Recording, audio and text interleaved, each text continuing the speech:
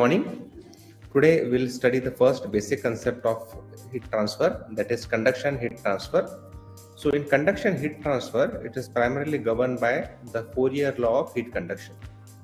The Fourier law of heat conduction says that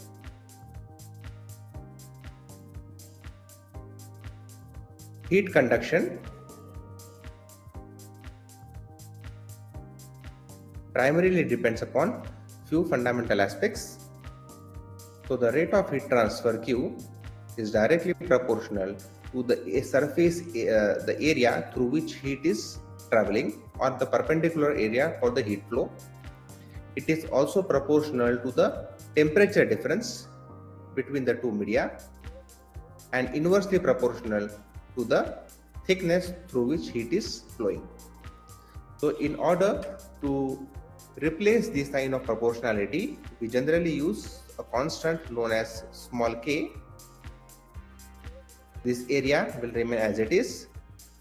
Delta T, that is the surface temperature difference between the two bodies, and the thickness. So the higher the surface area, the higher will be the rate of heat transfer, the higher will be the temperature difference between the two, the magnitude of heat transfer will be even higher, and the lower the thickness, the heat transfer will be higher. In order to get the better insight of this equation, let us have the simple heat flow through walls. So consider this is a wall of uniform thickness. I am considering it in a two-dimensional way. So let this be the 3D. Okay. So now this outer surface of a wall is temperature T1. The wall has a certain thickness which is defined as X. So now this temperature is at a higher temperature, assume it to be 500 Kelvin or 1000 Kelvin. Now depending upon the thickness, there is a temperature gradient or temperature drop along the thickness of the wall. So this temperature at the other side of the wall is denoted as T2. Now obviously T2 will be less than T1.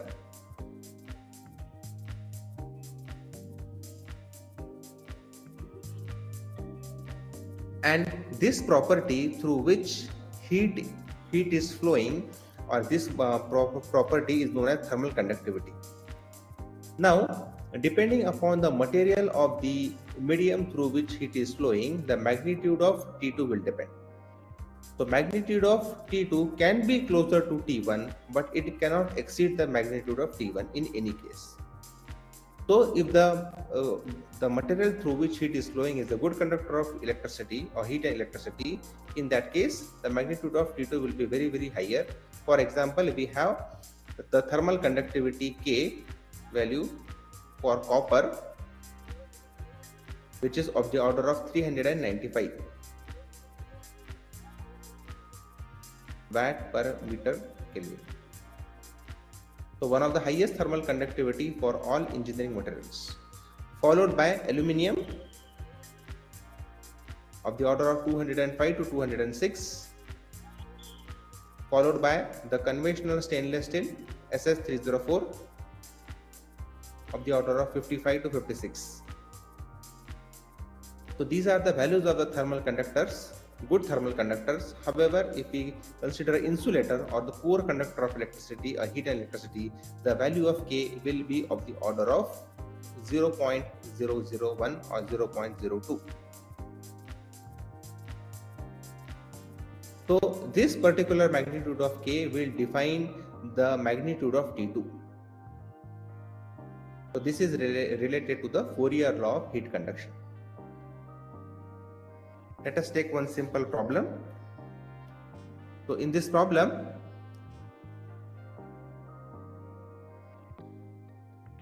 the condition is outer surface temperature of a refrigerator is at a 16 degrees Celsius, where H is 10 watt per meter square and the room temperature is 20 degrees. So let us note down the data first.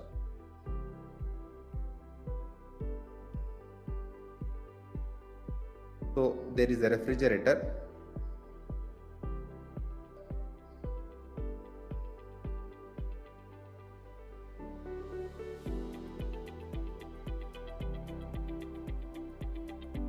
So the outer surface temperature of this refrigerator is supposed to be 16 degree.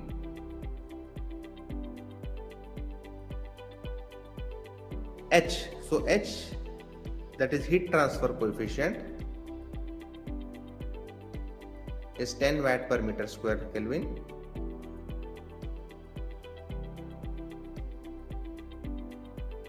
And the room temperature, that is T naught or T infinity, is 20 degrees Celsius.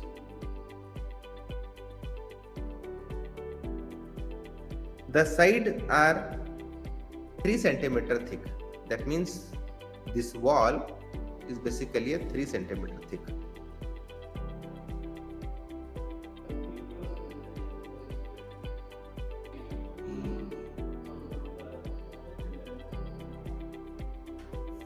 We need to determine the net heat flow and inside temperature of the refrigerator.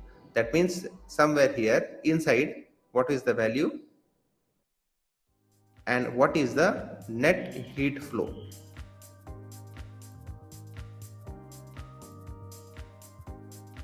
Now, to address this question, first we have to be clear that how and which mode of heat transfer are taking place. Now here the atmospheric temperature or ambient temperature is 20 degree, whereas the surface temperature of the refrigerator of the outer panel is 16 degree. So that means the heat will flow from outside to inside the refrigerator through the walls. So now this phenomena, that is the heat from the ambient to the surface of the wall, is governed by convection heat transfer, and from the wall outer panel to the inner panel is governed by conduction heat transfer. So it is a combination of conjugate heat transfer in which two modes are involved, that is convection initially and then conduction. So now for convection, we have the basic equation, that is Q, the rate of heat transfer will be equals to H into A into delta T, or you can say T naught minus T1 .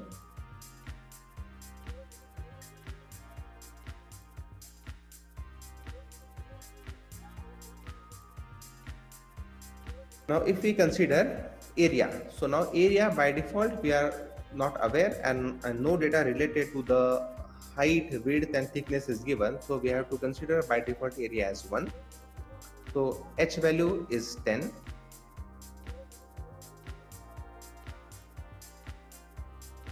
So that is 20 of outer and wall is 16, so that is 4. So eventually 10 into 4, it is 40. So 40 watt per meter square is what we can define as the rate of heat flow. So usually whenever we put this as watt per meter square, we need to replace the capital Q by small q, which is a definition that it is the heat flux per meter square, whereas capital Q denotes the total rate of heat transfer in terms of watt. So now we have heat flux. So now 40 watt per meter square will be the heat flowing through the wall. So now in order to estimate the inner surface temperature, we require this magnitude of heat transfer, that is 40 watt per meter square. Now Fourier law of heat conduction again, it states that Q is equals to K A delta T, or we can say dt by dx. Now if I substitute here Q by A, so that is nothing but the small q, that is heat flux, equals to K into delta T by dx. So by substituting the magnitude of Q as 40, the thermal conductivity of the wall is given, that is this wall through which heat is flowing. I am writing this value here. So this value is 0.1 watt per meter Kelvin, and the thickness is 3 centimeter. Now, by observing the magnitude of K, that is 0.1, now you came to know that this must be an insulator or a poor conductor. And exactly that is what we want here in the refrigerator. We don't want heat should be easily flowing through the system. That is, outside temperature should not flow inside easily. So that is why this wall has to be made thicker, but there is a restriction related to the weight. However, that can be compensated by selecting the lower magnitude of K, that is 0.1, which indicate that it is an insulator. So now this value is K is 0.1. Now delta T. Now here delta T, we have the temperature 20 degree, 16 degree. So obviously from 20 to 16, we have evaluated the magnitude as of heat flux as 40. So that means the option 20 is ruled out. So now it is 16 degree. Minus inside temperature we don't know. So let us take as TA. And the thickness of the wall is considered as 3 centimeter. So if you solve this further, so you can evaluate the magnitude of TA, which indicates the inner surface temperature of the refrigerator. So if we further resolve it, so this magnitude of TA is approximately 4 degrees Celsius. So this is how we need to solve the problem related to the conjugate heat transfer, conduction and convection, or convection followed by conduction. Thank you.